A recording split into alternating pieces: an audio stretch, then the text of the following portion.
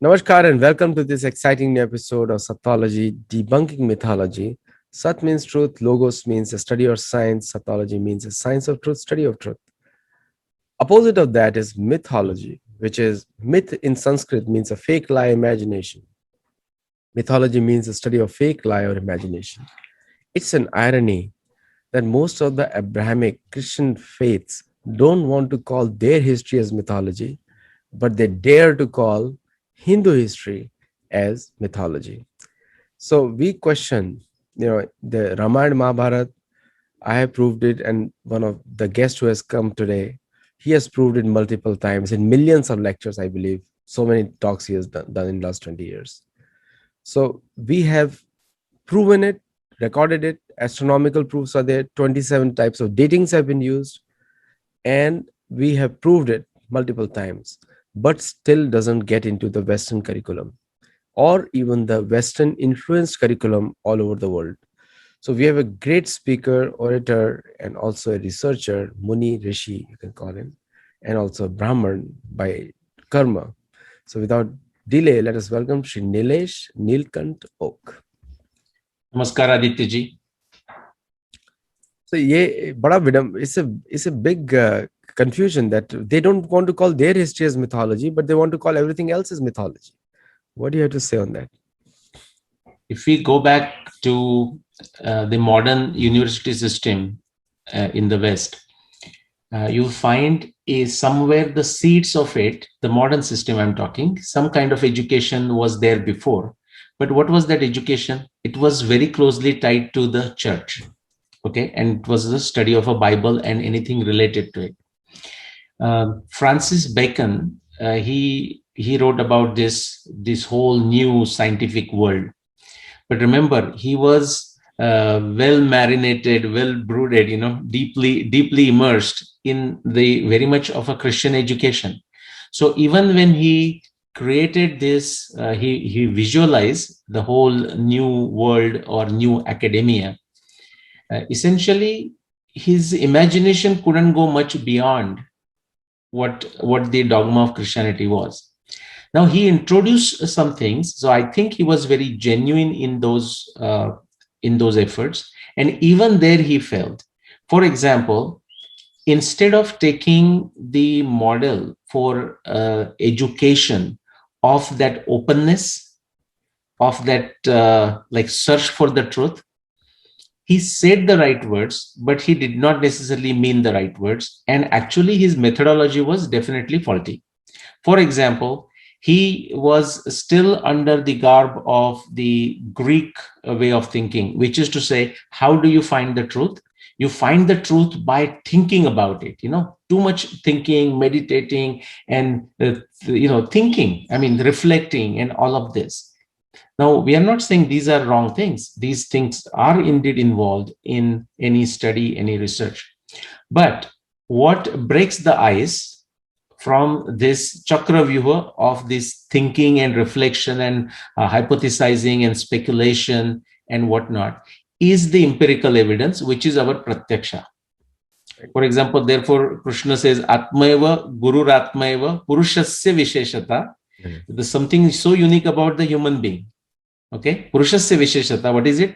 Pratyaksha Anumanabhyam Shreyo Savanu Vindate. With the help of Pratyaksha and Anumana, okay, you can become your own guru. Okay, you can learn this. That is what he's telling to them. So, in fact, one story about Francis Bacon, Sir Francis Bacon, is very interesting. He said, how do you approach the nature? So some things about what he said are actually praiseworthy, considering that he was saying these things in an extremely dogmatic, extremely boorish Europe of like 16th, 15th, and 16th century. Okay. So he said, you have to first clean your mind of all the prejudice and then look at the nature, and the nature will reveal it to you. I'm saying intention is right, but it is still a faulty method. Okay, because how do you know that you are free from prejudice? Actually, we don't know that. In fact, what we know for sure is that we are full of prejudice. But still, we can make bold assumptions, we can make bold supposition, we can make bold claim, but when we expose that to the pratyaksha type of evidence, the pramanas, then the pramanas tell us what is to be accepted as a truth, what is to be rejected as a mithya. Okay, the Sattology versus the mythology. Okay, so I think he felt, to the extent, although his intention was right, and for example, in the university, all the garbs and all the, during the graduation, all the wears, the things different people wear, the gowns and whatnot. It's just a transfer from the church hierarchy into here, the provost and all of this. In fact, if we go deep into those words, like what the originally the provost means, he's like a jail keeper, believe it or not. Okay, that those were the words, those were the meaning of it, like to keep like students guarded in the monastery and stuff like that. It just came from that. But my point is, so just the story about Francis Bacon, he told people that become free from prejudice. He was convinced of this method and then approach the nature, and nature will reveal it to you. But to the person who is saying this and so confident about it, to his last day, he did not believe that sun was at the center and planets were rotating. You said so well that Pratyaksha, Anuman, this Praman and Shabda Praman, they do not have the Shabda Praman. So there is no way to base your research on. So they have to start by writing something Shabda on their own. And so you are actually starting on a wrong platform. Yeah. So the base is wrong. Yeah, correct. Go ahead. Yeah. You cannot climb the Everest. Yeah.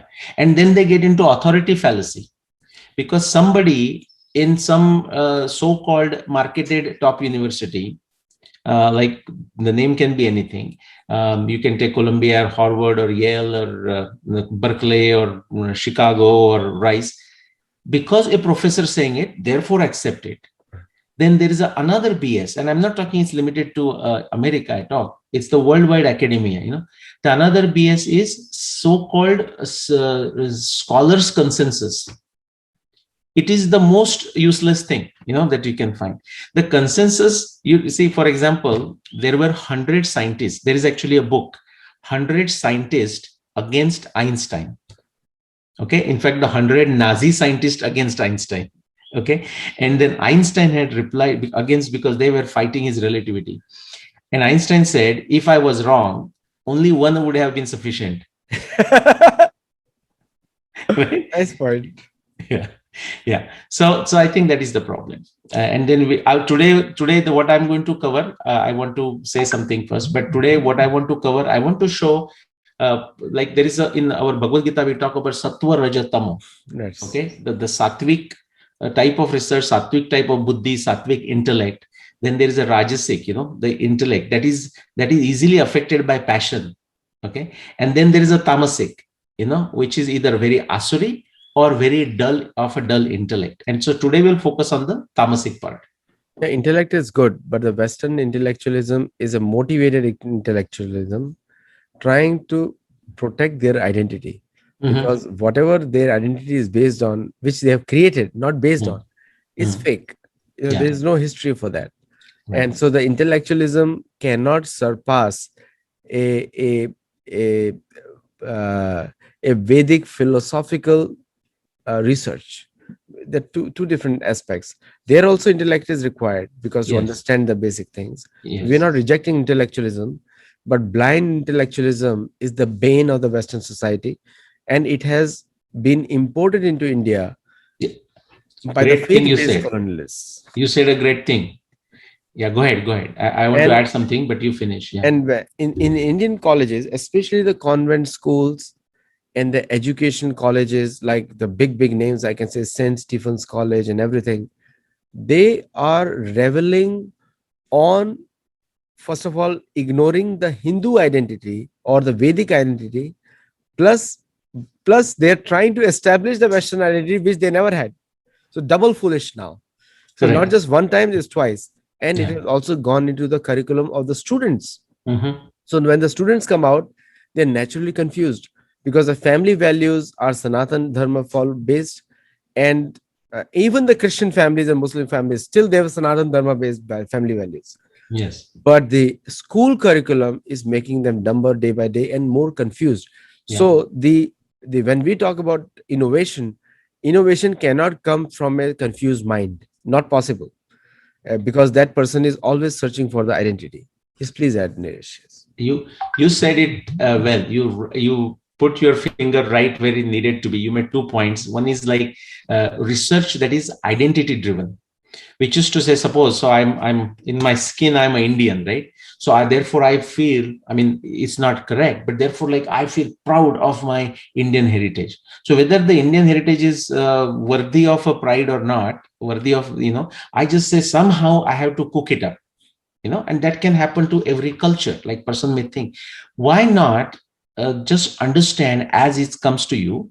And every culture in some sense suffers from the samskriti, prakriti, and vikruti. Some bad things do enter every culture. I mean, no culture is free from it, right? That's the one aspect. And second thing you said, this whole downgrading or dumbing down of the academia, especially in the last, see, honestly, I mean, I came here 30 plus years ago. And when I remember my classmates when I was doing my master's, okay, I felt very little difference, okay, in some sense, between the rigor or something that I saw in India versus the universities here. I came to Canada to do my master's.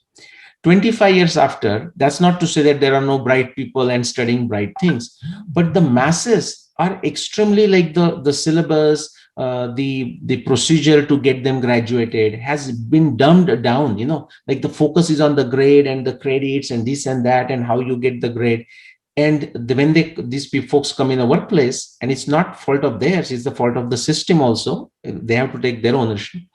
It is really dumbing down. I mean, really dumbing down. Like, I mean, I do counseling, and then, like, there are people in the workplace, on new, fresh folks out of university for 6 months, and then they will feel like they will come, and their parents would tell me, like, and I'm not talking just Indian kids. They will say, "Would you talk to my son, or would you talk to my daughter?"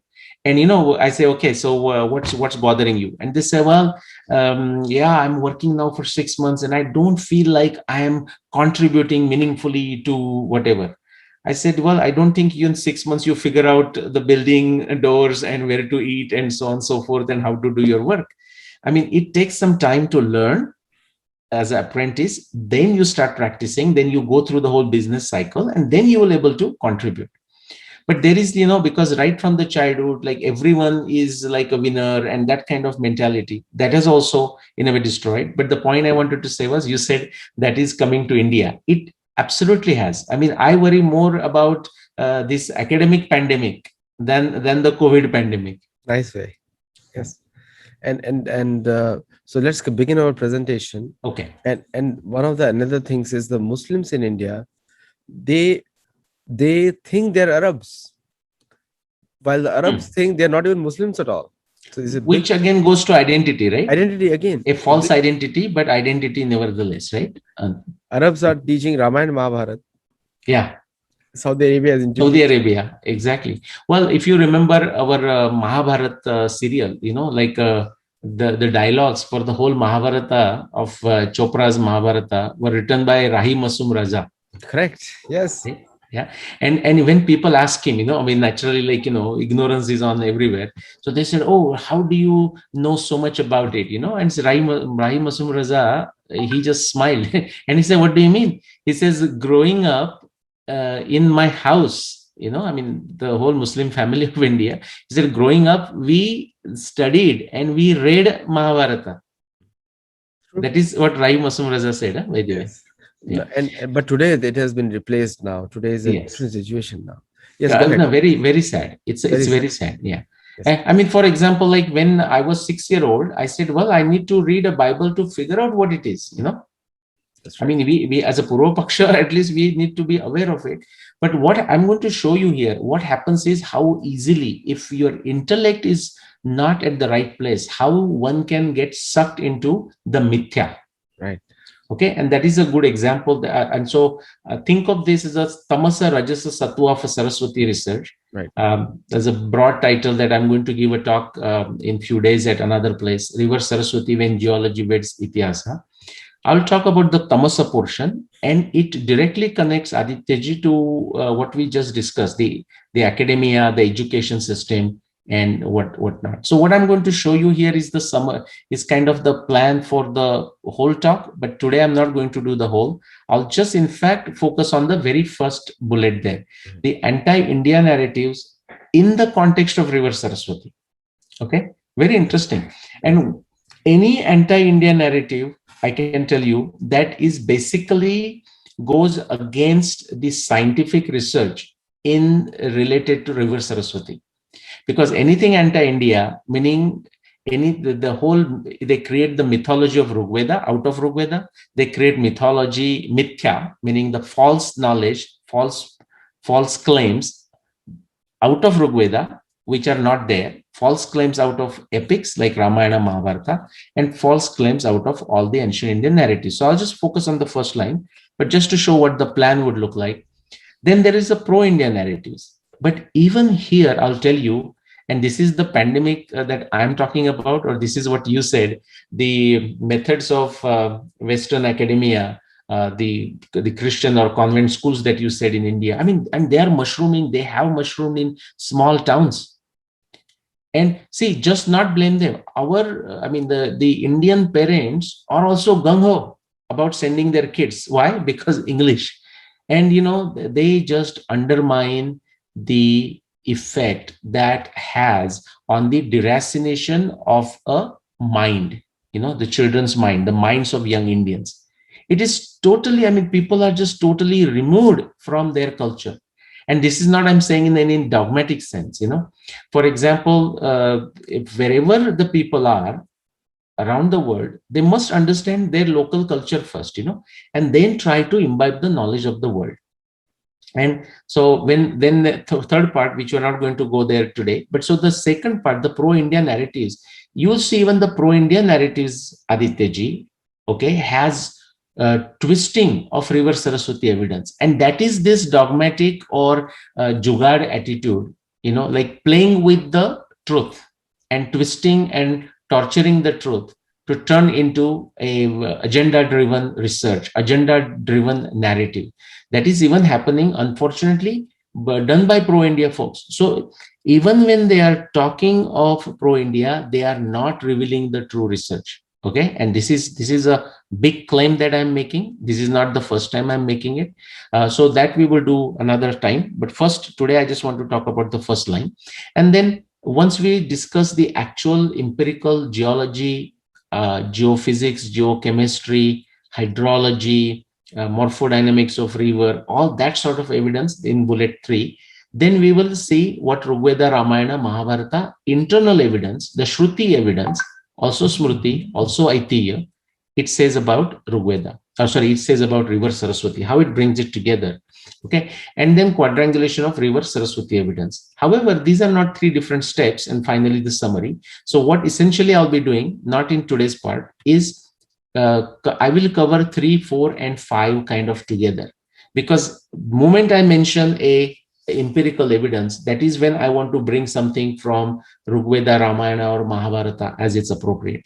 But for today, just let's discuss the first bullet. Do these faces look familiar to you, Adityaji? The mythologist. Well, that's right. So here we are doing Sattology, right? The mythologies. Okay. Now, a good sketch artist, by the way, Devdutt Patnaik. Very, very disturbed these days. I mean, I don't know much. I didn't even know much about him. In fact, the first talk I remember seeing him, and possibly the last talk, I would say, and I might have seen him bits and pieces of his other lectures when people send it to me and ask me, Nileshji, do you want to respond to it? And I said, it will be just a pure waste of time. That's not to say we shouldn't respond to him. One time, Raju Malhotraji and Nityananda Mishraji, they have done a very good analysis of this guy's another mythology project called My Gita. I don't know if you heard about it.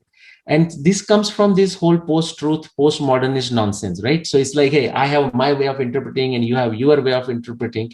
There can be multiple interpretations, but you have said it many times, Adityaji, it has to be in the learned context, right? Even acharyas differ with each other. They can have a different interpretation, but they can say why they did something, and there is that context of a time, place, and circumstances. Desha, kala, and patra. Sometimes to tell a certain individual, you may modify the message so that he or she can understand. That is not the agenda of this individual. And by the way, I should clarify that I'm not just by showing the picture of Devdutt Patnaik ji, I am not saying that he is the only one. In fact, I'm just using that as a representative, as an illustration of a representation of this anti-India brigade. So where does he fall? He and likes of him falls into the basically the lackeys of the Western academia or this Western anti-India brigade. Okay, so everything that they will write is very much to twist and torture and destroy what the original Indian civilization, Indian culture is.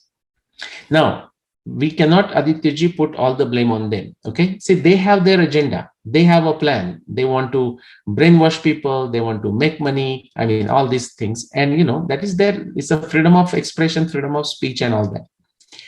What surprises me, and it saddens me, is that many of our Indians who will consider themselves very dharmic Hindu, okay, educated. I'm not talking of the people who have not gone to school. I mean, I'm talking of, in fact, just limit this to only those people who have at least one degree, a graduation degree, okay, just for a simplicity.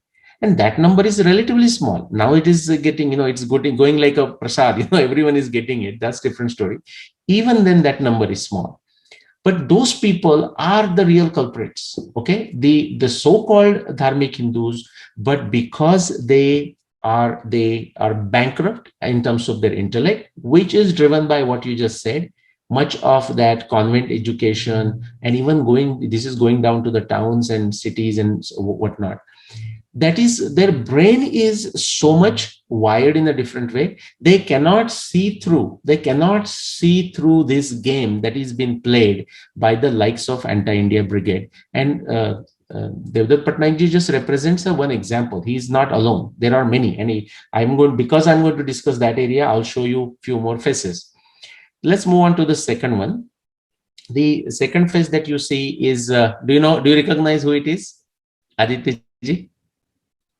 Second face at the top. Yes, another mythologist. No. He's not mythologist. Sorry, you might be confusing with someone. He's Michel Danino. Yeah, Michel. Yes, I know. Okay. Yeah, he's a Michel Danino. I mean, so he lives in Coimbatore. He's a Moroccan, I think Moroccan French descent. He came to India at a very young age, went to Aurobindo Ashram, was inspired and influenced by Aurobindo's teachings, and then decided to stay there and has done research on many aspects. But now I'm calling this a pro-India side. Okay. Now, pro-India side. So I'm talking of a Sattva, Raja, Tama. We started with a Tamas. Now I'm talking, this is a Rajas. The Rajas is a mixed bag. Okay. What happens is sometimes they get it right. Sometimes they don't get it right. And as you said, they have borrowed many of the methods of the West. Now, this is not about East versus West. Whatever is good, wherever it is, must be accepted. Right? It doesn't matter. Like Chanakya will talk about it. And Avadhut Gita also talks about it, right? Avadhut Gita, when Eknath Maharaj talks about it in the 11th skanda of Bhagavad Puran, he says, Jojo jaisa ghetalami guna, kyasi guru kela jana, guru se ale aparapana. For every single thing, you find somebody best. That person can be anywhere in the world. And Mahabharata is full of those stories. Like a Brahmin, a Kaushiki Brahmin being sent to Dharmavada Vyasa, to the butcher. Or another Brahmin sent to a Tuladhar Vaishya, okay, just to a shop, a grocer, like a shopkeeper, to get additional knowledge. And we see all this connection of a Shuka Goswami, Vyasadev teaching Shuka Goswami, but then he sent Shuka Goswami to Janaka, and Janaka is sent to another lady, so we see all these combinations. What is a mixed bag here? And again, I want to be very clear. It's not just Michel Danino-ji. In fact, I know Michel Danino-ji very well. We have met a few times and we have communicated through email and whatnot. And I'll talk about his book, The Lost River. It's a great book, but again, I'll say it is a mixed bag. So when I am critiquing them or criticizing them, it's important that people understand I'm standing on their shoulders. Okay, they have done some groundbreaking work. They have done some good work, and that's a good start. But the problem is, again, they have imbibed many methods from the West. Okay, and I'll talk about some, which is to say, instead of the factual evidence guiding you towards somewhere, it is your emotions. Like, what would you like to see is what you like to assume, or then what you would like to prove that that is the case. Okay, there's a huge difference. For example, Aditya, like how I arrived at 5561 BCE as the year of Mahabharat war, or 12,209 BCE as the year of Ram Ravan Yuddha.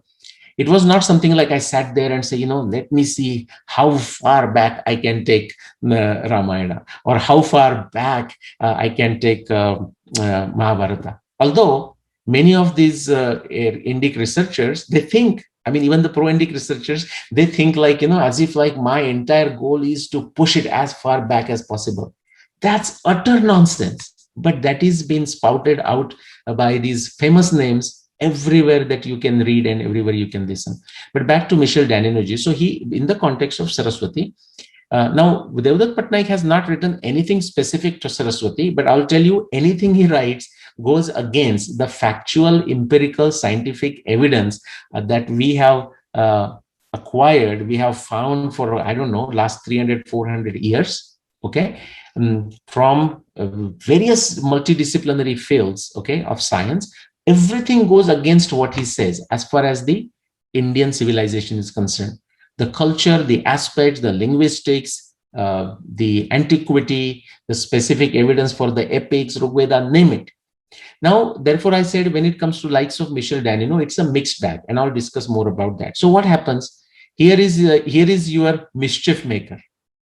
Okay. So it's like that mythologist you said. Okay, so mythologists can be identified with a mischief maker. Now, there were some people, great individuals, who called themselves mythologists, but it was a mythology of a different kind, in the sense of, like a metaphorical writing or parable writing, like your, what you call, a Panchatantra. Like nobody takes that story of a Panchatantra as exactly fox went to the chicken and talked to the hen or something. We don't think like that.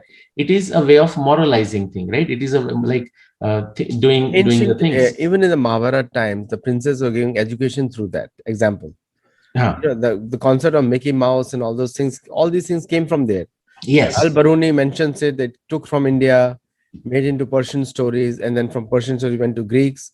And from correct. Greeks, the same stories are in American literature. Exactly. This Even is coming how from many India. people know? Sorry, go ahead, Aditya. Yeah, go ahead, please continue. Now, how many people know that the Arabian Nights, if somebody starts reading carefully, like, with the researcher's eyes, you will start seeing, because it's a well-known thing, by the way, that they have an Indian origin. They are That's right. Arabian Nights, okay?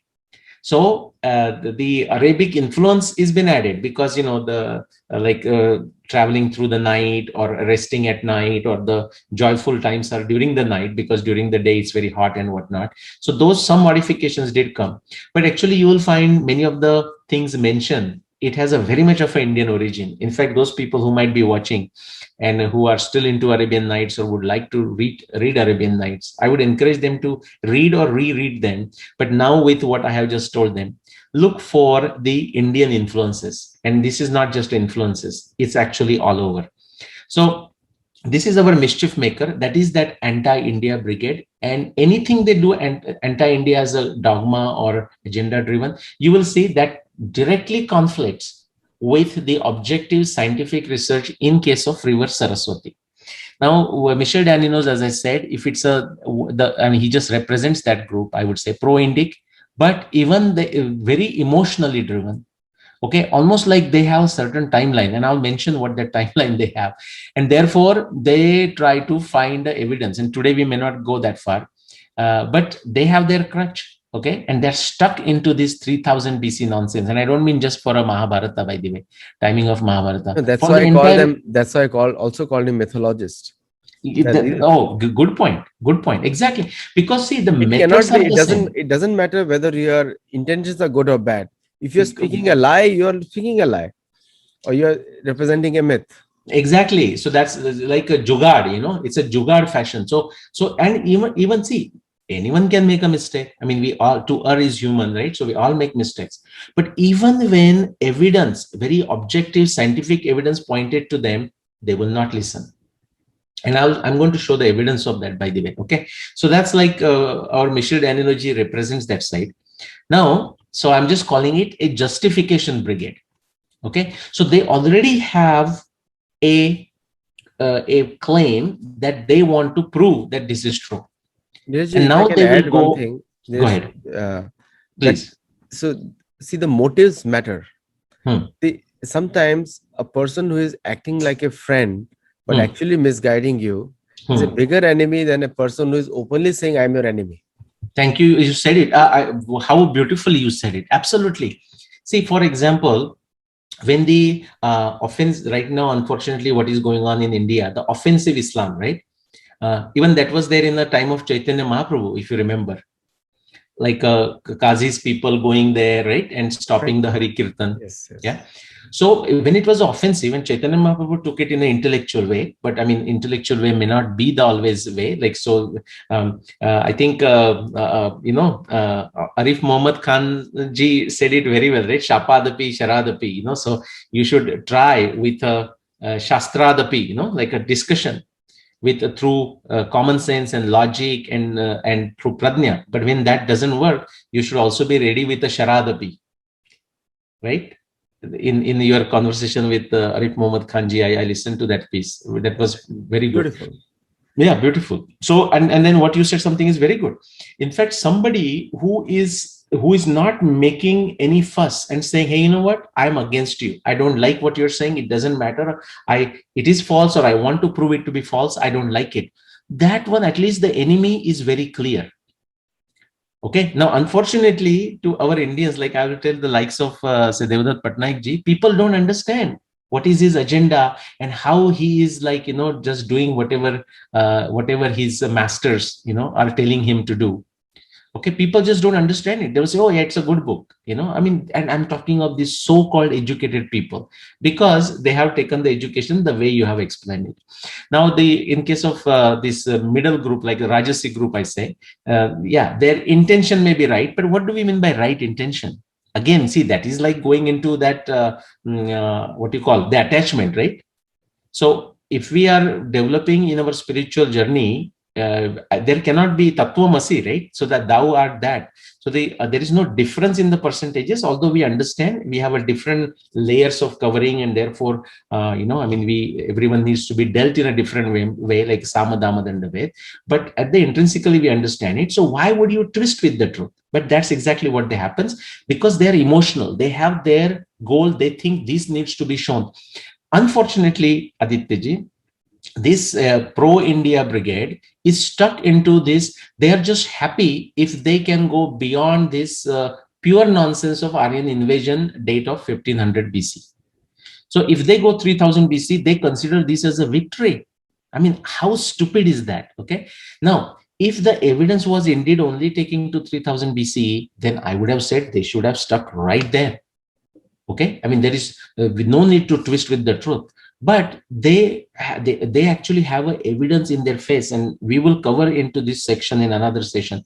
So I'm saying against this, there is a sattva type of evidence, as is, that's factual, and it's there right in the face.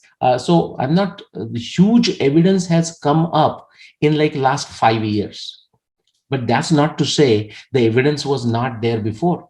I mean, Padma Shri Haribabu Wakankar walked like a 70 plus years ago. Before that, we found the Harappa, Mohenjo-daro, that's what now, 120 plus years, right? And so evidence is there, but people don't want to study. And that is not just I'm pointing at these people you see on the faces there, but it is also a fault of a average educated Hindu, because they are busy with the distractions such as the Bollywood and cricket and all of that. I mean, nothing wrong with watching a good entertaining movie or watching a cricket match. I mean, I remember the scores from 1982, But everything has its limit. But that time I was also studying, Bhagavad Puran. That is my point. There has to be a balance. So the factual one is so clear and crisp. It can tell you the truth only if we are willing to let the truth in. So the truth also acts like our servant, just like sun, so powerful, but it also acts like a servant, like servant leader. So like if you have closed the shutters, put the drapes and you are sleeping, he will not come in. But all you have to do is just open the shutter, open the drape, and the sunlight is just going to just come in. Instantaneously, it will come in. That's what the factual pratyaksha anumana type of evidence does. That's what Krishna is therefore saying. Just pratyaksha anumana, that can make you your own guru. The truth can wait. It is used to it, but it is now too tired. Okay, we have to help it. It's a help it come out of it. So I'll just talk quickly about the anti-Indian narrative. And Aditya ji, feel free to interrupt me anytime, because this is a bit softer stuff. I mean, anything anti-Indian narrative, I would say they don't say it, of course, but their motto is anything but truth, especially when it comes to Indian civilization. Now, everyone watching should understand why these people are scared of Indian civilization. Because, see, there were many great civilizations around the world, but many of them they successfully destroyed. Think of the whole South America. Think of all the Native American civilizations. Think of many civilizations in the Africa. Okay. Think of the Europe, the entire Europe before Christianity, and think of even the Middle East before Islam came into being. Okay, so but these, I mean, every religion can have some good kernel of truth. The problem is the dogma sometimes overrides the basic, and the truth gets lost. In the case of India, as far as the Western academia and then other Western agencies, they come under the garb of non-governmental agencies and whatnot. Their agenda as far as Indian civilization is concerned is anything but truth. Let me give you some example. This is from Wikipedia. Wikipedia is a huge culprit. Again, I keep on talking about it. I know Rajiv Malhotraji talks about it, and I'm sure a few others talk about it. But besides these Indic speakers, I would say anyone who is listening to it, they need to go to their social circles, their families. They need to educate their families. They need to educate their children. The children need to educate their parents and grandparents about the things like Wikipedia. This is picture from Wikipedia. Okay. Now, what is this saying? Oh, start from the east for a minute. Ganga, Yamuna. Okay. And then here, right now, nothing. Okay. This area, there is nothing. Okay. And right now, nothing. So then we have a Shutudri, Vipas, Parushni, Akshini, Vitasta, Sushumna. These all rivers, Sindhu, Gomati. These all rivers are mentioned, including Saraswati, by the way, which comes in the sequence right here, where you see the symmetry H, the Ganga, Yamuna, Saraswati, Shutudri, and it goes in the northwest direction. But what do they look at the map here? What are they showing? They show somewhere in the Afghanistan, or Iran, that what is that? Helmand or Hairavati river. When people migrated outside India towards that area, just like people from Europe coming here, they brought the names with them, like a Boston and York and Atlanta and Pittsburgh and so on and so forth. Similarly, the people migrating from India outside India, they have taken these names. But these Western academia, the so-called Indologists, they will say, oh, well, actually the designation or identification of Saraswati is problematic. We really don't know. More than likely, it is this river, the Helmand River, or whatever that's what Hairavati is the Saraswati River, and there is no original Saraswati. They wrote Rigveda here as they came from Northwest, the so-called Aryan, right, on horses and chariots through the Hindu Kush mountains. Don't ask how they came. I mean, that whole nonsense goes on. And then they came here, and that's how the Rigveda is written. And what's the timing of it? 1500 BC. Now, why? Because the Saraswati, 1500 BC, the Saraswati was gone. The original big Saraswati, the grandest of the grand river, Naditame, Ambitame, Devitame, Saraswati, Giribhya Samudra, starting in the high mountains, the biggest river, of India flowing all the way to the ocean. That was gone long time ago. That is what is described in Rigveda. But to push their agenda, okay, very anti-India agenda, they will claim Saraswati here, or maybe that is not. We don't know where it is. Maybe it is just the Milky Way, and all kinds of nonsense. So this is how they will do it, and a platform like Wikipedia will wholeheartedly support it, and they will not allow any truthful narration of India to get included into Wikipedia. Just I want to show you this example. Hard to read, and I don't want you to read it here. But audience, I will encourage you, go back after this, go to Wikipedia, type Saraswati River and read it. And if you don't have your sharp intellect, you are just going to digest and borrow everything that you're going to read. I'm telling you, everything that is written here, almost everything. There are some few factual nuggets there. I'm not saying they are not there. But the conclusion about the Saraswati is decisively false. Everything written on this page of Wikipedia about River Saraswati. Okay, this is how twisted they will go from the truth to the myth. And when I say they, I mean the Western academia, their lackeys in India, and of course, platforms such as Wiki, okay, or Wikipedia. It's agenda driven. It's purely agenda driven. There are many people who contact me and they say they were editors for Wikipedia, and they were there for a long time, like some of them 10 plus years, 15, whatever the years, even right from the beginning of a Wikipedia.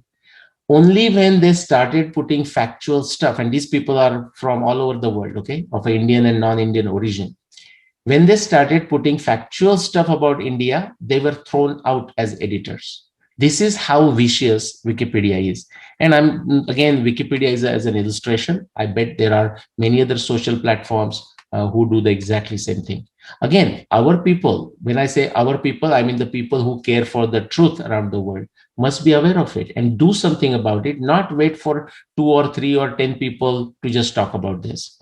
Actually, Okay? that's why we launched Sattology.org. That every single article that you find in Wikipedia, you must, if you know the facts, start editing over there. And so that we can correct all these things. And the second thing is, you said it accurately. Every single Western social media platform is anti-Vedic culture, anti-Hindu, and anti-India. And anti-truth. Anti-truth, biggest of all. And they are all there to propagate their Abrahamic faiths. There is nothing, there is no innocence. Yeah. So when an Indian says I am on Facebook, that means his data is right in the American servers. Right. And they're anti-truth. Only when the truth is convenient to their agenda, they will accept it. That's temporarily. Right. Okay. Right. Yeah. But otherwise, it's all about fakery, all about agenda driven. It's all about pushing the dogma in a most sophisticated fashion. Okay. Through the different labels. I mean, now we see these all postmodern different ideologies, women studies, and this and that. Okay. But yeah, that is what it is. Very, very, very, very sad. Okay. So if you think you're going to go to Wikipedia and get a correct knowledge of River Saraswati, hell no, it's just not going to happen.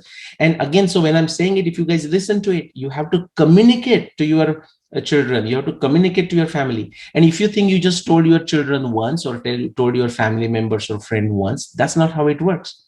Just imagine for us some simple product, like simple in the sense, the product that is everybody's aware of, say like a Coca-Cola and Pepsi. Everyone knows about it. But if you are watching TV, and I don't watch TV, by the way, at all, that commercial will come every 30 minutes. In fact, think of all the pharmaceutical lobby, like, let the doctor decide what prescription medication he or she should write. Guess what?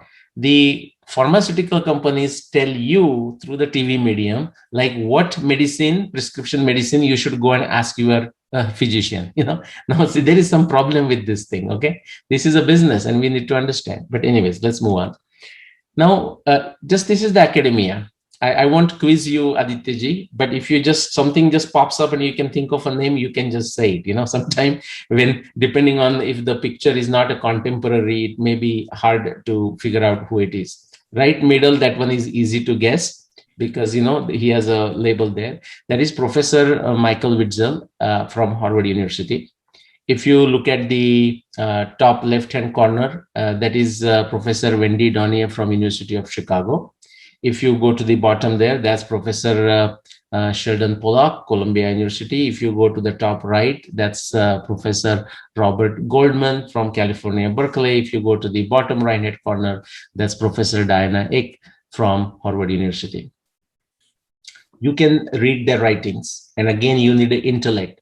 Like someone like Sheldon Pollock would write so thick books, okay? And guess what? I mean, I have written counter, doing Aditya ji, I have written what do you call, a rebuttal to some of his work, especially on his claims for the dating of Ramayana Mahabharata, which are like a self-professed, I mean, even he says it. He says, well, I think Ramayana happened 200 BC. And why do I say that? Because I can. I mean, he's on TV or he's on record saying this.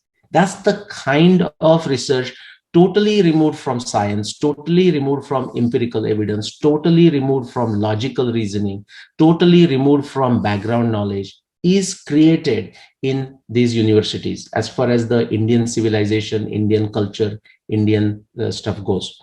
Okay. And others are the same thing, like Wendy Donnier, anything she just sees sex in everything. Okay. Now we see, for example, Indians have no problem. I mean, the Indian philosophical system has no problem with the sex. It is the dogma, the Victorian prudishness. That is what, creates this, what you call, the confusion and the twisting in their brain. Krishna is saying, Prajanas chasmi kandarpa, okay, among the for procreation and for done under the dharma principle, I am among it. Yes. I'm a vibhuti, that is my vibhuti, rather, that is my vibhuti. No problem with that. We have a whole Vatsyayana's Kama Shastra, but here they will take and everything is done into this Freudian kind of thing. That's like Wendy Donnier is famous with that. I have one word for them. You asked me one question, one word for them. Again, mythologist. Yeah. Because, and the irony is that they are sold in every single airport in India. And every single academic institute. They're kept in the libraries of India. They should be banned in India. Correct. If they're banned in India, they will not even survive. For next paycheck is not going to come to them. Correct. And so Aditya ji, on that point, very much on that point, I will say, so yeah, hey, they are doing what they are paid to do. They are doing what they believe. Of course, it's wrong, but the asuras believe what they believe. That's and right. They go following it, right? What about the folks who otherwise criticize them, but then do the most wrong thing? For example, right on this page, and there could be more, but to the best of my knowledge, there are 2 Padma Shri here. Look at that. Look at that. They are diagonally opposite posterior. Professor Robert Goodman from California, Berkeley, and Professor Sheldon Pollock. They are Padma Shri. Okay. Now, somebody will say, well, what about Rajdeep Sardesai and Barkha Dutt? Well, they are exactly in the same category. So it's not about the skin color or wherever it is. Like it is these are their lackeys. And this is everyone here I said presented is from academia. But guess what? Academia is another front. Okay. You will see that into the social media, as you said, you will see that into the NGOs, you will see that as so-called public intellectuals. And I'll show you some. So this is all anti-India brigade, by the way. Now, just see their counterparts, their lackeys in India. Now, that's why, and our parents, I mean, the Indian Hindu parents are gung-ho on sending their kids to these top-notch universities, top-notch in the sense of the way they are marketed. For example, this is Professor Irfan Habib, okay? And the paper title I have given there, like, what he has written as far, and this is the paper he wrote on the Saraswati, going back to what, 2001. The title of that paper is Imaging River Saraswati. And guess what? The goals that they have, a defense of common sense. What you will find in his paper, you will not find anything written with a common sense, not even a single thing. I would must also be a Padma Shri then. Is he a Padma Shri also? I don't know for sure, but I wouldn't be surprised. I wouldn't be surprised. But see, these were like groomed. Like, grooming is now considered a bad word, right? And for a right reasons. These guys were groomed. I mean, he went to Oxford, and people say, oh, Oxford professor. Immediately, like, we have to bend our knees, because that is the culture, that is the casteist culture of UK. Okay. Like in front of royalty and the higher authority, you bend your knees. But I would encourage people to download this paper, Imaging River Saraswati, A Defense of Common Sense. But again, if you leave your common sense, if one is bankrupt of a common sense and lacks intellect, and the intellect is been destroyed by this Bollywood and whatnot, then you will say, oh, it's a good paper. No, tomorrow Saif Ali Khan will be considered a great historian because he is Mm, following the first Prime Minister of India who was mm. also doing a Bharat Ek Khoj. So he's also doing Bharat Ek Khoj. So both in line. So tomorrow he'll get a Padma Shri too. Yeah, yeah. He And must have so already I'm just, gotten it by now. well, yeah, don't stop. So this person, I mean, extremely anti-India, but he, do you know what? I mean, I don't know if he was the founding member but definitely he was the head of ICHR for a long time. Okay, Indian Council for Historical Research, and he did everything in his power to destroy the factual evidence of destroy, meaning not to incorporate that into the textbooks. In fact, he went against it. Okay, and is still very, very blatantly against it, by the way. Okay, actually, in one lecture that I saw, just a short clip, when Arif Mohammad Khanji was giving a lecture, he even went all the way to the extent of going to the podium, and he wanted a FaceTime and talk something and so on. This Professor Irfan Habib. Okay, and again, see, these Western powers, when they want to keep others in the slavery, perpetual slavery through the different forms, if the slavery cannot be done explicitly, they will do the mental slavery, intellectual slavery. That will come through different forms. They will give these guys good universities, some good quick degree awards. Like Radip Sardesai has also been to Oxford. Barkha Dutt has been to Columbia. I mean, but our guys are so busy in the Bollywood and cricket that they will not able to see between the lines what is happening to them. Okay, what is unleashed on them. So this is one. The other name you can easily think of, that's Romila Thapar. Again, she's One like thing I want to all. add here, Hmm. before you talk about this mythologist again, Yeah. but we will talk about one thing I want to add. In last 3 4 years back, the Indian education minister claimed to the whole world they have not changed a single line. Now, what Correct. would you call him or Exactly. So why blame these folks, right? See, they have an agenda and they are following it. Now I don't know who the current education minister is or who was for the last 4 5 years, but Shah when they're not. Javadekar, Prakash Huh? Javadekar? Zavadekar. Okay, and he's the same minister right now. No, somebody No, else. somebody else. Okay, but I mean, and they may be working in the background. I don't know. But yeah, but I think what you're saying is that Education Minister Javadekar or whoever, he went on. I think I saw a statement somewhere saying proudly he said we haven't made even a single statement change in the NCRT books or something, right? I mean, the whole books right now, the history books are such a crap thing. And even when it's not history books, even the other subjects are also taught to destroy the truth. Okay, but let's move on. So now here, she just like Irfan Habib, as if that was not enough. I She just want also, to add. I just want to yeah, add one thing. go ahead. Recently, the 5 years back in the when I think when Trump was a president in US, Hmm. there was a clause the British wanted to introduce about the Commonwealth in the American textbooks, which was not allowed by the American Education Department. Hmm. They wanted to add that how Commonwealth increased prosperity in American states, Hmm. and three states in the US are Commonwealth states, and Hmm. they did not allow to be added. Now, this is how America protects whatever their history is, even China from does the a good British. job. China does a good job of Yes. protecting.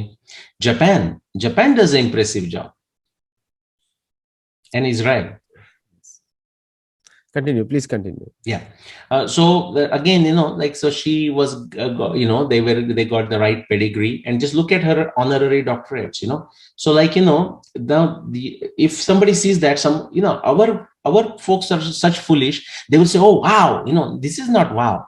This is basically a strategy to destroy you, keep you busy in Bollywood and cricket, okay, and some other whatever the things are, and just destroy your intellect, make you like a really like a totally like a subhuman people, and just listen to these things, get impress you with this. Look at her honorary doctorates.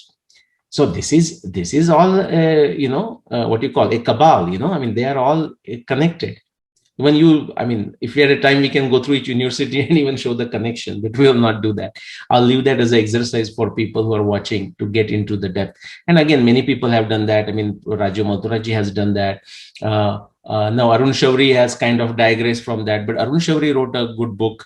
Mm, I forgot now, academic something, it's a good book, and he goes one by one, if likes of Irfan Habib and Romila Thapar and whatnot. Now, I love this quote of Nassim Nicholas Taleb, and I love it not because it's like somebody, when I posted this quote in social media, he said, "Oh, the language is strong." And I felt like telling that guy, the language is not strong enough. So Nassim Nicholas Taleb says this very well: academia is to knowledge what prostitution is to love, close enough on the surface, but to the non-sucker, not exactly the same thing. Now, immediately some people will jump because we are all in academia in some fashion. I mean, I have taught at many schools, business schools, engineering schools, and whatnot, right? And they say, "Oh, well, hold on. So not every all academia is like that." So actually, it's not here, but Nassim Nicholas Taleb has added, a line there. So when people say, "Well, but come on, like, not everyone in academia is like that," and then Nassim Nicholas Taleb says, "Well, but so when people say that to him, that there are some good people in academia, and that's fact, but they are good people in academia because they were good and people with integrity to begin with. It did not matter where they were working. Wherever they would be working, they would still, to the best of their ability, follow their integrity." So then, he's interestingly says, he says, "Well, but then there are stories, occasional stories of a client falling in love with the prostitute." Right. So in academia, somebody can do original research, and somebody can be very much after the truth, and there is actually many good examples of it. Now, what is interesting, Aditya, is, so when Nassim Nicholas Taleb said this, or when I quote it, those people in academia, and I actually know many, those who are genuine researchers, those who have achieved the hard work, those who have integrity, they are not offended at all by this quote. They will smile and they will laugh. Who is offended? Who is like, they know that they're guilty. So now they go on a defensive. So that is what it is. That is what this system is. And it has been very much destroyed in the Indian way. There are many good attempts, like on the positive side, to do something like a Gurukula system. Even there are attempts in America, by the way, to turn that into a Gurukula type system. If you see, in some ways, unfortunately, very commercially driven, but now likes of Google and Amazon are also realizing that it's not some certificate that matters. What matters is the skill that they need. Does the individual has it? And if the individual has it, whether she has a degree or not, it doesn't matter. So in a very small way, the changes are taking place, but they are very, very small, like a trickle, both in America, India, and rest of the world. But still the academia is, they know they are on their last leg, just the last leg of a Kali kind of thing. They know that they're on the last leg.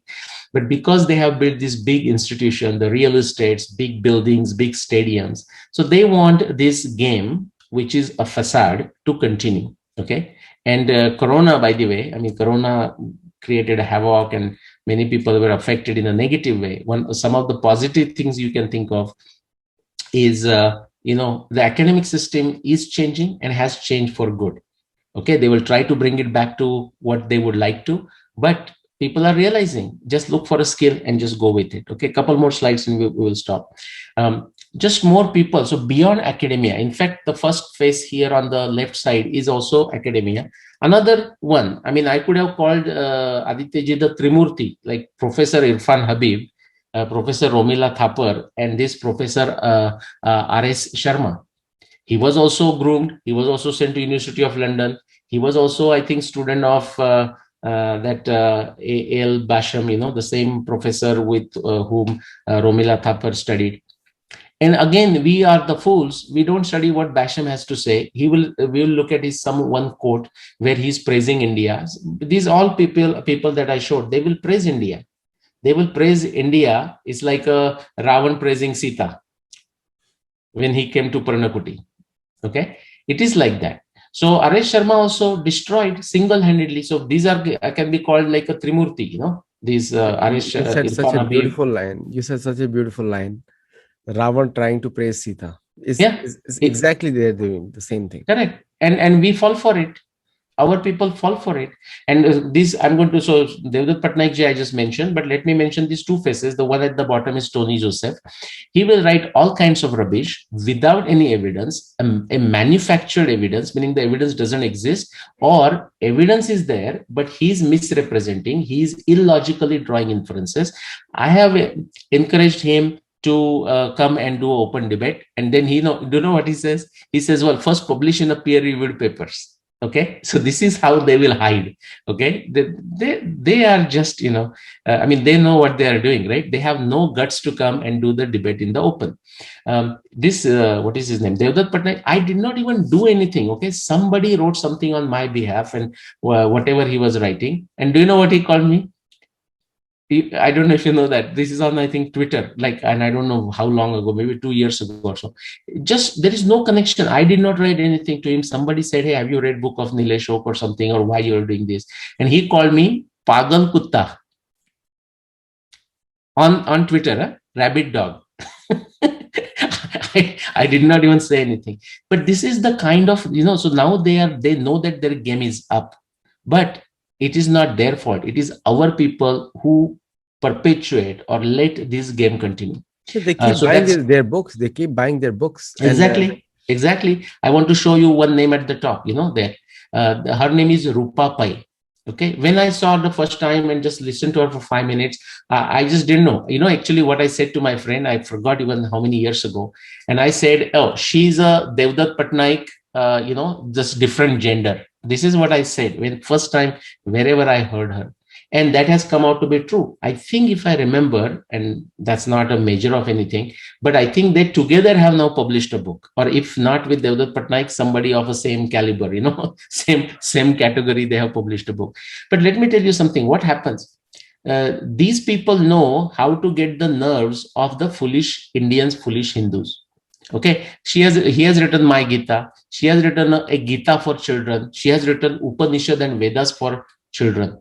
I borrowed those books from the library, and what utter nonsense that is written. But then let me also tell you, I mean, I'm not blaming her, because she knows the business, and she will do whatever where she can make money, or business, whatever her agenda of anti-India agenda is. Many people don't even think she has anti-India agenda. Our people are so damn foolish.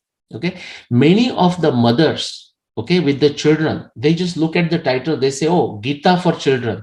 What a nice thing. Let me just buy the book. They may not themselves read it, give it to the children. And now children are reading nothing but crap.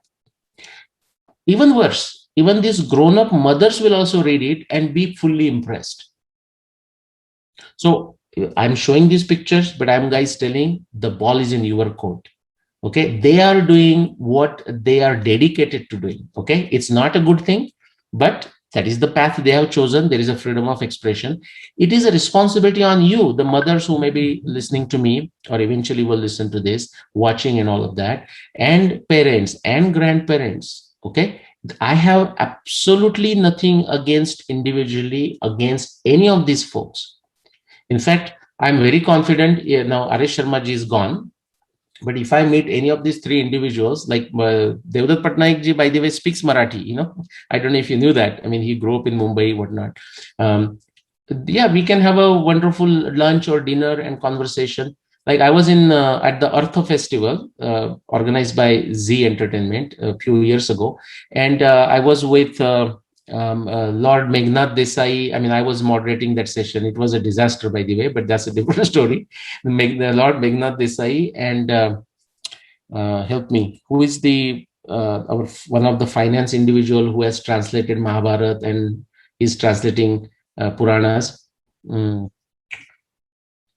oh God, do you remember the name? Who is translating Mahabharata? He's into finance department of government. I forgot his name now. Okay, the last name starts with a they something, or it's not coming to me.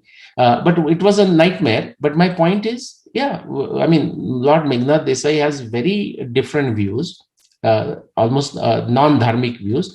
and we could have a very polite and very casual and very entertaining conversation. It's not about being anything against them. It is about their acts, what they are doing. Okay.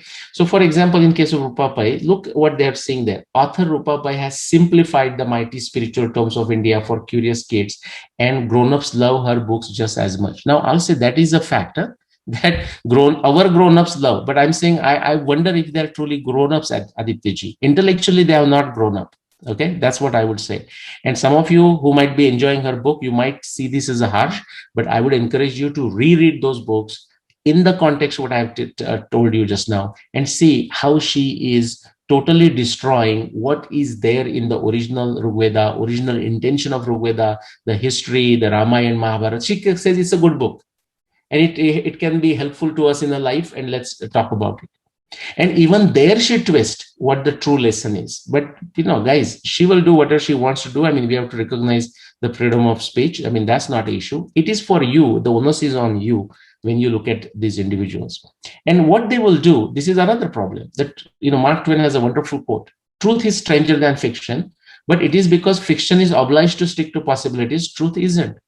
So therefore, actually, when the truth is presented in the form of pratyaksha and anumana type of evidence, our people just go gaga, oh, how will that be? And they just go totally irritating tangents. Sir, when the Kali Yuga is ending, or when is the birthday of Matsya Avatar? They won't even understand that some of these are metaphors. They won't understand that the Yuga is in you. You decide when the Kali Yuga ends. You individually decide for yourself when Kali Yuga ends. It's not given in some Panchanga. People just miss that. The problem is these anti-India brigade knows how to take this middle portion of Mark Twain, what he has said, but the fiction is obliged to stick to possibilities. Guess what? They will make it sound their fiction how it is possible, how it is realistic. Okay, for example, they say Pushpaviman, come on, they will joke about it. And so our people also just agree with it. Yeah, that makes sense, because our people are lazy. Okay, our people don't want to do their original reading. Even when they do the reading, they don't want to comprehend, they don't want to think, they don't want to necessarily do it. Now, again, this will come out as a very harsh. My point is, if you are already doing it, if you are reading, if you are telling people, if you are doing this contextual reading, you will not be offended by what I'm saying. But those people who are not doing it, but still artificially proud of the so-called Hindu civilization, Indian civilization, yeah, they will be offended. And I'm not sorry. Okay, so this is the point. And so last one now, couple of points quickly, Aditya. Now, what we should avoid is to psychoanalyze these individuals. Okay, so what I thought is, like, I will take help of a Bhagavad Gita verses. So it frustrates me, or I mean, I'm just wondering, like, what could be the motivation of Devdutt Patnaik? I mean, besides the basic fame and money and whatnot, right? Or this Rupa Pai, or these professors that are the Romila Thapar, Irfan Habib. Maybe Irfan Habib is driven by his religious dogma. I mean, I don't know that. But what for a Romila Thapar? Okay, the communism. Okay, I mean, how much a strong influence. Okay, the power, or the whatever the Nehru thought, and they are related. Many people don't know that, but Romila Thapar and Nehru are related. Okay, so something in the family possibly, and so on. Okay, something, that they are groomed, so their brain is like modified, and they're sent as like missiles back there, like an infected individual, intellectually infected individual. So how do we try to analyze it? And this is just my effort at this. So I said two possibilities, Aditya. Either they just have their intellect is tamasic, of a very ignorant and a low kind. That is one possibility. Or they have a asuri pravrutti. I mean, their agenda is clear. I mean, they may know the truth, but that's not what they want to tell the people. They want to just get what they want by twisting and torturing. Which one? I don't know. I leave it to the audience. But here is the one. This is from Bhagavad Gita 18th chapter. This is the tamasi intellect. Now remember this. Intellect is the word, buddhi. But just because you have a buddhi doesn't mean it's good enough, because it can be sattva, raja, tamo. This is the definition of a tamasic buddhi. Adharmam dharmam itiya manyate tamasavruta sarvarthan viparitamsha buddhisa partha tamasi. And then people say, why, Aditya, they ask you also, like, why do we only do this in English? Well, of course, most of our audience here is English, but So I said, okay, I will do in the regional language of India, okay, a language which is much closer to Sanskrit. Dharmamani adharmasa andhare bharali ase अर्थ जी उलटा देखे बुद्धि तामस ओळख. Now, some people even then they will say, "Arey, bhai, aap Hindi mein kyun nahi bol rahe?" And my point to them will be, "You start speaking Marathi, then I'll start speaking Hindi." Actually, even when you don't speak Marathi, I still speak Hindi whenever it's possible. But just try learning another language and then see what are the challenges. Okay, so what happens in shortly? The person what is dharma, he considers it adharma. Something that is adharma, he considers is a dharma. That's the kind of intellect this person has. The mithya he considers satya, the satya he considers mithya. Artha ji ulata dekhe buddhi tamasa olaka. Sarvarthan viparitamsha buddhi sa partha tamasi. Everything they say 180-degree opposite. So the problem with this anti-India brigade, one possibility, as I said, could be this, or, and we'll stop on this, or if you go to 16th chapter, you see the Asuri Pravrutti. Okay, there, and I would be curious to see what Devdutt has to say in his My Gita. I have not read this, nor I intend to read it. But asatyam pratishtam te jagadahuranishwaram aparaspara sambhutam kimanyat kama hetukam etam drishtim avashtabhya nashtat manolpa buddhaya prabhavantugra karmana kshayaya jagato hita. Manati latike vishwa niradhara nirishwara kama mula kahe sare kothale sa karyate. This is worse than Charvak, by the way, right? Because Charvak also believes in Pratyaksha. These guys don't even believe in Pratyaksha, because what is in their brain, whatever the vicious plan they have, they want to just follow that. You forgot to add one shloka, pravrittim cha nivrittim cha. What is that? I'm going to quote it by the. Okay. Okay, I think if not here, let me see. No, not here, but I will quote that. This is the Satya. You mean the good intellect, right? Correct. Yeah. No, it will come. I'm actually, if you notice, I'm going backwards. No, usme Bhagwan bolte hain, they do not know what is to be done, what is not to be done. Correct. And the Sattva Buddhi is the one, it knows what to give up, what to accept, right? What is karya, what is akarya, that is a good buddhi, right? So no, I think because of this shloka, somebody has to write my own version of Gita, you know. Yeah. There you go, because this will just describe them, right? It is their signature. And by the way, when we go to the part 3 of this Saraswati, I will talk about why Saraswati, Ganga and Yamuna, they were visualized actually as a goddess, like as a beautiful lady.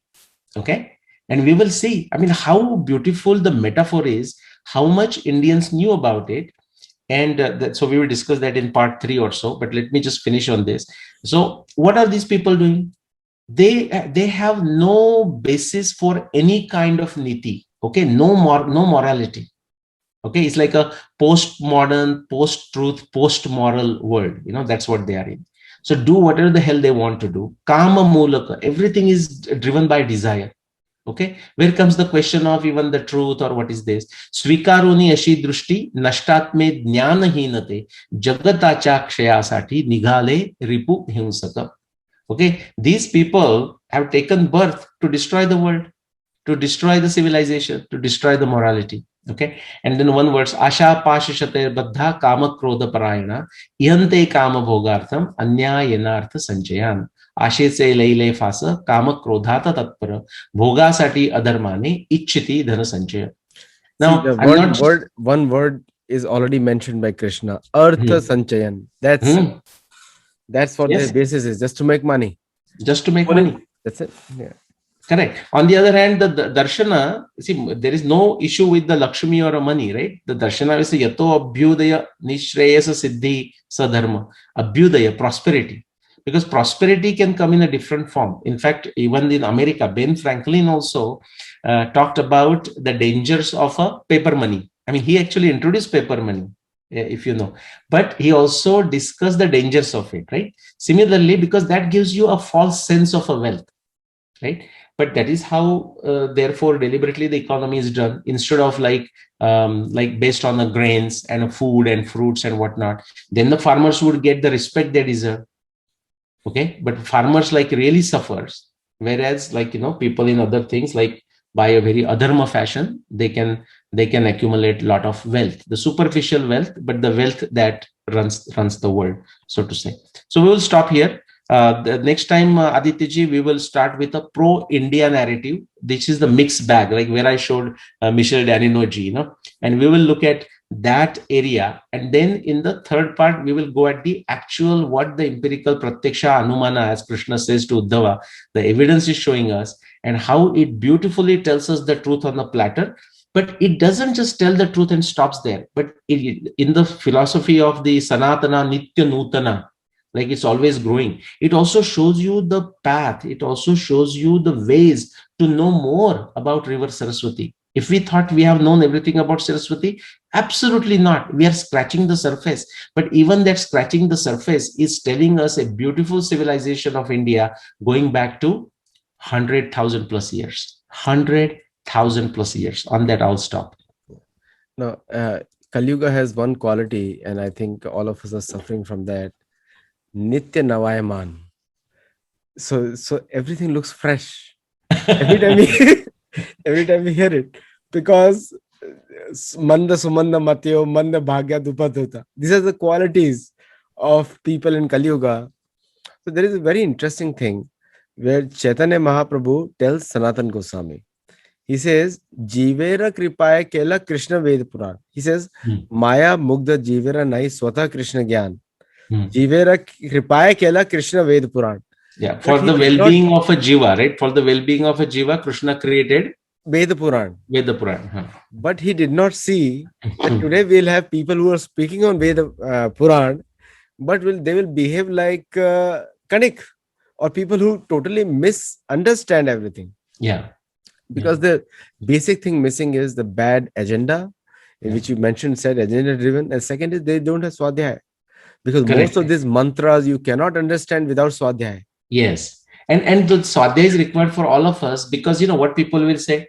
Now I stopped responding to people, or when they ask me on a Facebook, I just go ignore their messages and stuff. They will say, Nilesh ji, but this guy is saying so and so, which is basically they're not agreeing with me. I said, my dear friend, I am saying something, that guy is saying something. It's now up to you to do the Swadhyaya to figure it out. That's right.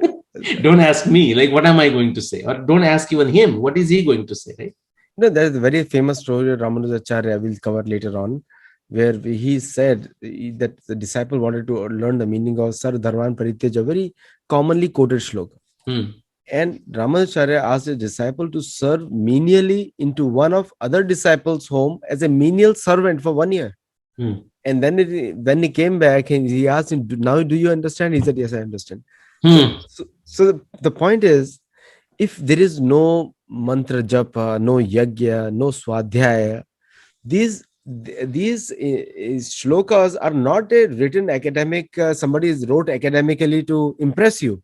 Correct. They were written for you to get free from karma bandhan. Correct. It is for you. And so me and Nilesh are enjoying the show because Nilesh also engaged in swadhyaya. I am also engaged in that. No, we are sannyas abhyasanam chaiva. So without abhyas, you cannot learn this, and without and then again we'll run into the same problem of becoming like these people if you don't do swadhyaya. We'll also be, we'll also have another show on you. Also, we'll call you Mythologist. Yes. So we will do 2 more parts in this series. Okay, the second one is our mixed bag, the pro-India crowd. But unfortunately, it is a mixed bag. And then we will just simply go what the Pratyaksha and Anumana tells us. It's also very beautiful and fascinating. I'll give it to your credit, Nilesh ji, that it takes a lot of courage to expose truth. And you are doing it. This is a really remarkable work and one of my best shows that I have ever done with anyone on Sattology. And this is what it is, because if you do not engage in Swadhyaya, the courage also won't come. The Abhaya, you want to become Abhaya. Very but good. Through Bhaya, yes. How do you remove Bhaya? Bhayam Dvitiya Nibhiveshata Syat. By engaging in meditation or activities for a person from whom even the fear personified is fearful. How beautiful. How beautiful. And the few things I quoted from the 16th chapter, the Daivi Guna, it begins with Abhayam, right? Fearlessness. And see how beautiful. Abhayam Sattva Samshuddhir Jnana Yoga That's right. Vyavasthiti. It starts with fearlessness. It ends with amanita, humbleness. Yes. Humbleness that you can be wrong. And we will talk about it. So as we explore this Saraswati, like Rupa Bhattiji is doing a great work and many others, Premendra Priyadarshi, as we go through that, we will make some mistakes. That's okay. Yes. As long as we are honest enough to admit And also correct ourselves, correct wherever possible. ourselves. And also the bhaya is only caused due to two activities. One is artha sanchayan, and the second is fame sanchayan or Ah, kirti sanchayan. Kirti, yeah, Kirti Kirti. sanchayan. I've added it. It's not part of the shloka, but I just added from my side because pratiksha kam kamina. So pratishtha kam kamina. These are the three biggest fear of the asura. You have Pratishtha to means send me that one because see, you use Pratishtha Kama Kamena. kam kamina. Yeah, because Pratishtha, it's there. See, in Marathi, there are two just like lines that my father taught me. They are that's Sant very good. Tukaram. This is Tukaram's words. Aha, okay. So he says, I mean, this is the one that when my father told me, he said by one Nyayamurti Ranade or someone said it. The And again, Tukaram Nyayamurti originally said it. Ranade was a student of Tukarama and all that too. Yeah. But it goes something like this. I'll just say that and we can stop. It says, Namage Tayachi Yes. Kirti Kari Arati. The Kirti is that prasiddhi or the popularity and something. And then in case of a wealth, it says Namage Tayachi Rama Hoyadasi. That's right. Like Vishnu is sleeping and Rama, Lakshmi is just massaging his feet, right? The wealth is at his feet and he's not even asking for it. I mean, through his example, he's showing it for us. So that's a homework for everybody. So Pratishtha Kam Kamina. Very Send me the good. meaning for that. Yeah. And then we'll discuss it on the YouTube and any other place. And also all the viewers who are watching it live, I know you all loved it. We have broken all the records. And thank you so much for watching it. And do comment on YouTube. And the title of this video is going to, I'll announce it predefined so Sandra can note it, is Introducing You the Mythologists of India. Thank you. Good Namaste. one. Very good. I like that.